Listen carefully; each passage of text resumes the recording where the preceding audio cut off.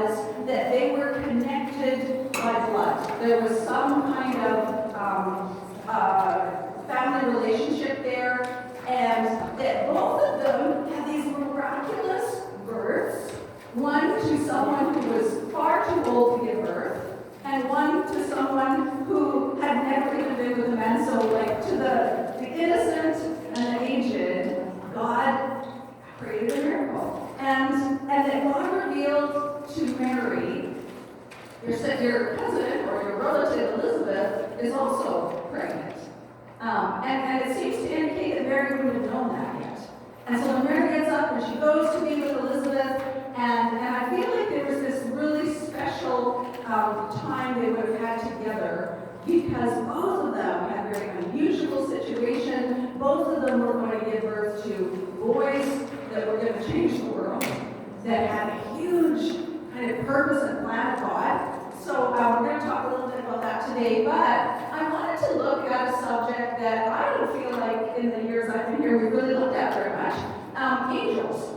And who are these angels, and what, there it is. Okay, so I have a new one, and Tom tells me it's very easy to use, so let's see if it works. You have to turn it on. New technology. We found out in the Iowa caucuses that technology did not always work for you. So, okay.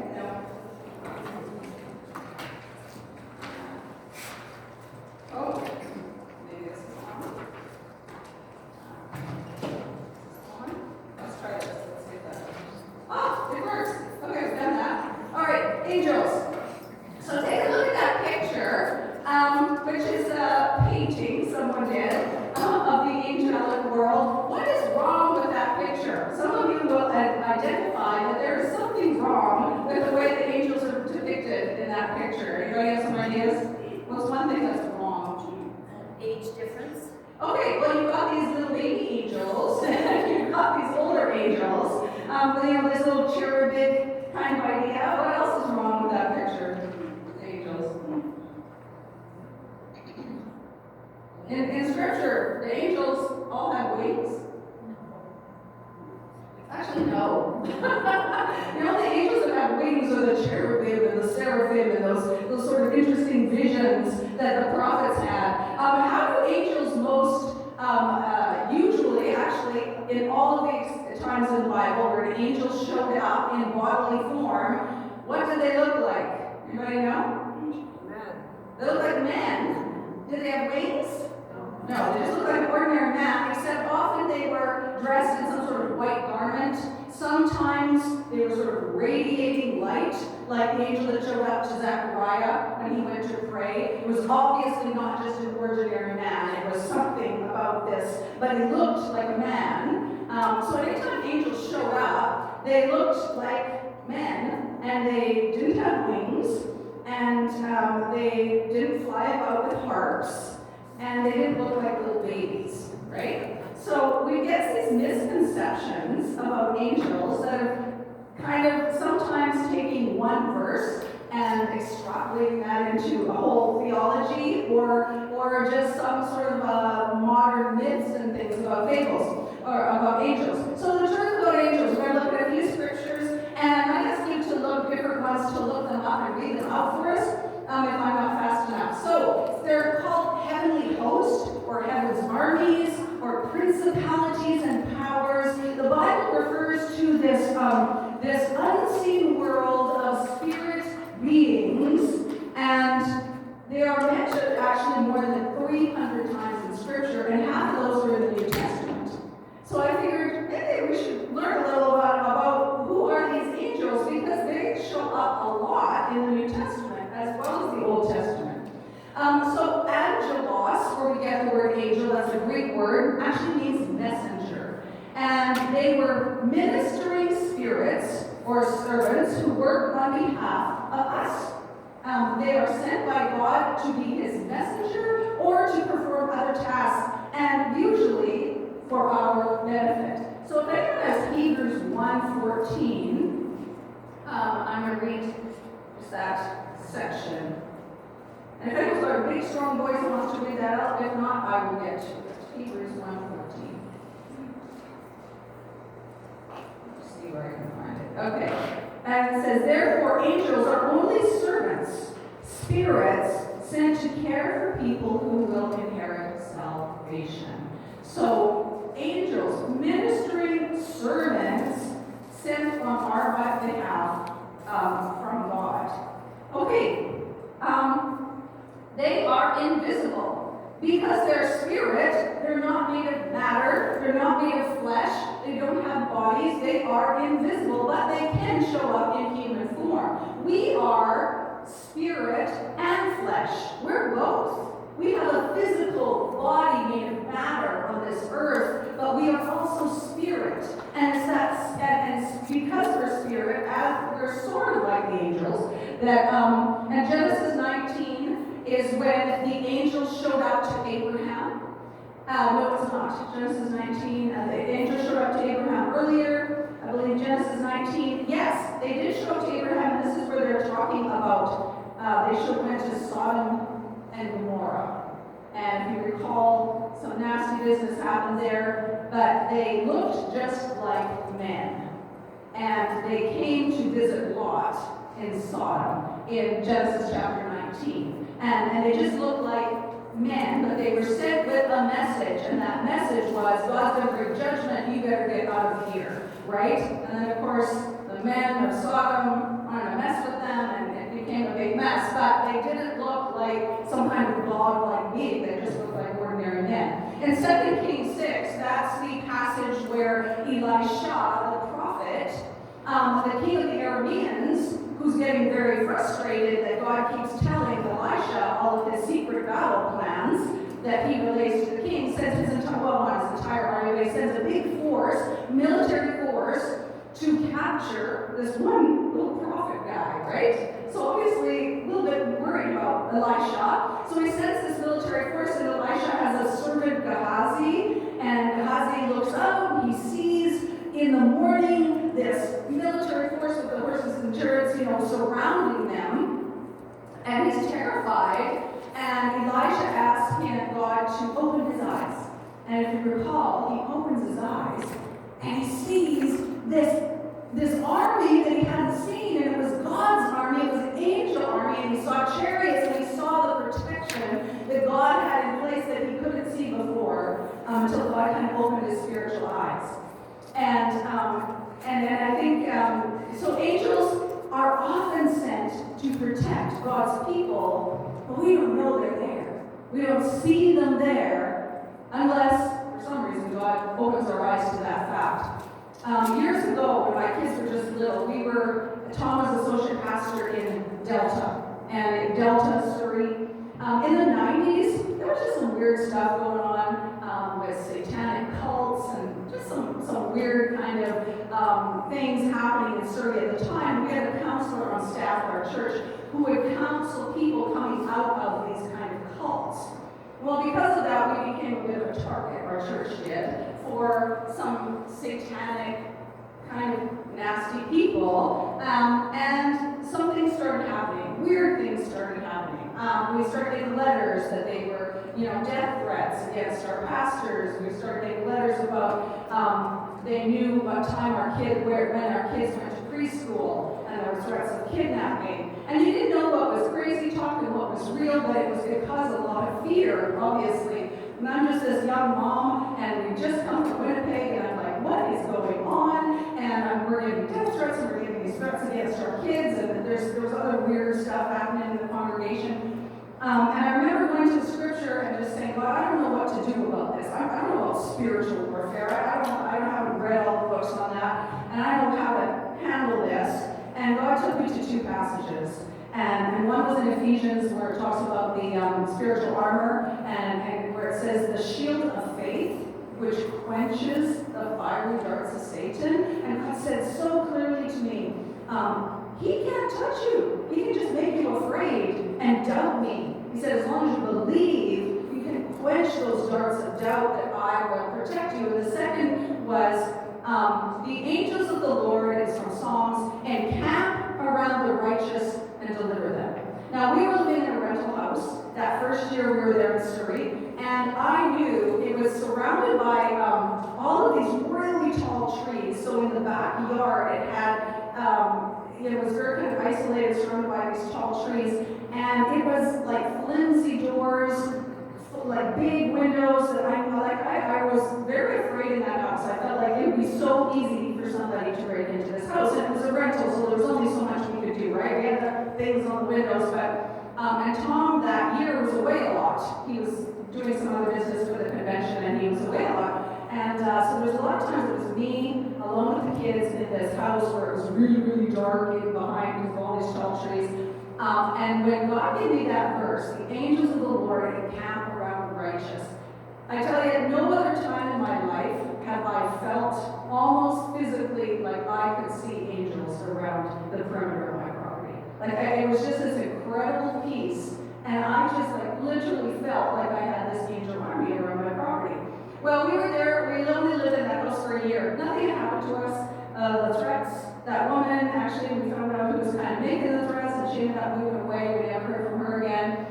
Things died down. But the day after, or it was the week after we had moved from that rental house, we went back to pick up mail, and that house had been broken into. And it had been broken into exactly where I knew it would have been easy to break into. And when I saw, that bastion door and stuff, and I was like, yeah, God isn't, those angels aren't here anymore. They need to be, because we weren't there. But there is unseen presence of angels in our lives that are sent at different times to protect God's people. We see it in Scripture, and lots of missionaries can give testimonies of things they can't really explain. And was it an angel or was it not? But what we do know is that God protects his people, and there are spirit beings that minister on behalf of God's people. Okay, so immortal, yeah, they're spirits, so they live forever. Luke 20:36, just to give the justification for that, I'm not going to look at every single verse. They are immortal, and they are free moral agents. That means they can choose to do good or evil, because Scripture talks about an angelic rebellion against God that happened in ages past, and that's where Satan and his horde came from. So I'm going to look at 2 Peter 2, verse 4, and just look at what that's talking about. 2 Peter 2, verse 4 is, "For God did not spare even the angels who sinned." So angels can sin, right? "He threw them into hell in gloomy pits of darkness where they are being held until the day of judgment." Revelation also talks about the dragon being thrown down from heaven. So they are free moral agents, and they have in the past rebelled against God and were cast out of his presence. But the trick is, unlike people, there is no forgiveness for angels. There is no grace, there is no cross. They are judged under the law, but there is no forgiveness. And Hebrews 2:16 and Revelation 12:9 speak to that Jesus came not for the angels, Jesus came for us. He didn't come to save the angels, and even though we're created a little bit lower than the angels, when we are resurrected, we will be equal with the angels. Okay, so jump to that Hebrews verse, Hebrews 2:16, and I'll read that.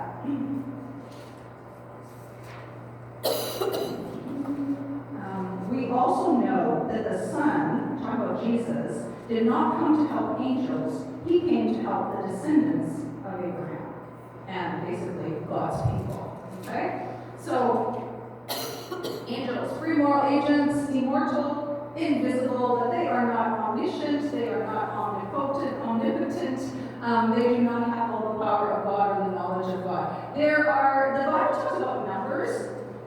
Because they are created beings, they were not there from the beginning of time, they are not one with God, they were created, there is a finite number. They are not reproducing and making more angels. There are no more angels, but there are thousands and even millions. Jesus talks about, I could have called how many legions of angels. We think that number is like 10,000, but the number actually is like 10,000 times 10,000. So millions, there might even be millions of them, but they are not getting to be more of them. There is a finite number. They do have power beyond what our human flesh can do. In Scripture, they fight armies, they tame lions, they roll back the stone that the women were worried they would be able to roll back the stone, but the stone was already rolled back. They struck an army blind, they opened prison doors, but they do not have all power and they do not have all knowledge. The Bible even says there's things they don't know. They don't know the time when Jesus is returning. There's things angels have not been given knowledge of. But there are some things they've been given knowledge of that we don't know. So, anyway, it's up to God.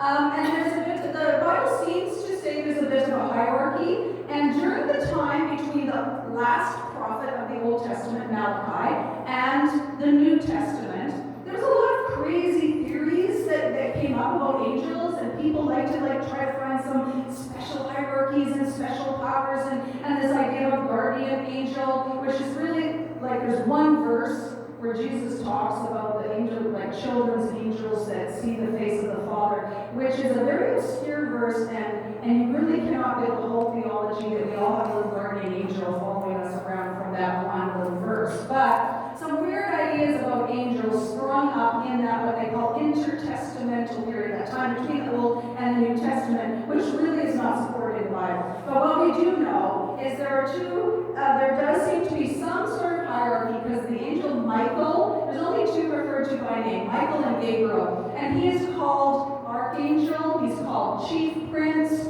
the leader of the angel armies in Revelation. He comes in Revelation 12, defeats the dragon, which is Satan and his forces.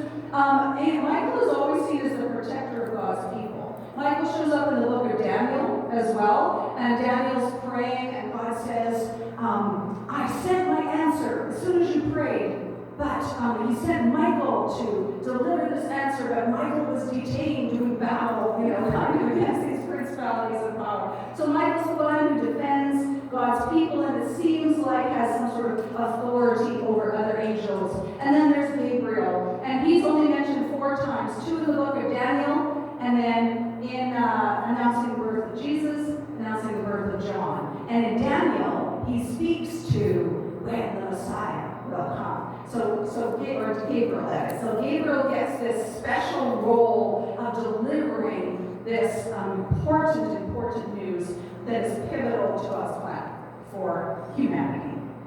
So there you have it. Just a little bit of an overview about angels. Spirit beings, but they are under the authority of God, and they are immortal, but they are not omnipotent. They can't be in 2 places at once, and they don't know all things, and they don't, and they do God's bidding on behalf of God. And I feel like as I was studying it this week, when we study about fighting spiritual battles in the book of Ephesians, we talk about the armor of God, and we say, we don't war, the real war is happening kind of in this unseen realm. And Hebrews says faith is the evidence of things not seen, right? Faith is believing that there's an unseen world that is just as real as this world of matter. And one day, we who are spirit beings will understand a little bit more of that, because we know that when Jesus rose from the dead, he had a body that was physical, as we will ultimately, but he had the ability to do what a spirit being could do, which is not limited by matter and time, right? Jesus could appear and disappear, and it kind of seemed like walk through walls or whatever, but there is that aspect that there's these 2 realms, and we kind of inhabit both when we're Christians, right? Because the Holy Spirit comes into our lives, and we are in both of those realms. Jesus said eternal life is knowing the Father, and eternal life begins when you know Jesus, right? Your spirit is immortal. So anyway, just putting angels in perspective, understand a little bit more about those. So I'm going to let you go to a small group time. Heads up about the homework for next week. Instead of doing the first 3 days, just the first 2 days. The first 2 days are long, kind of heavy, lots of stuff in the first 2 days. I talk about the priesthood, talk about what it was like for John to grow up in a priest family,